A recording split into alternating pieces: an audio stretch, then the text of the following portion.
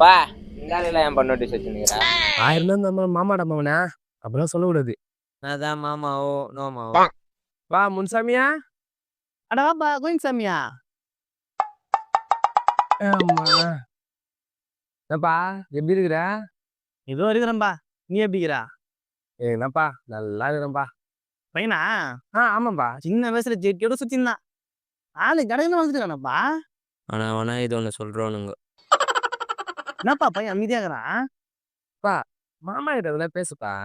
நான் மாமி அத்தை எப்படி இருக்குது? அத்தனை நல்லா தான் இருக்கிறாங்க. அப்புறம் கோயிங் சாமி என்ன சமாச்சாரம்?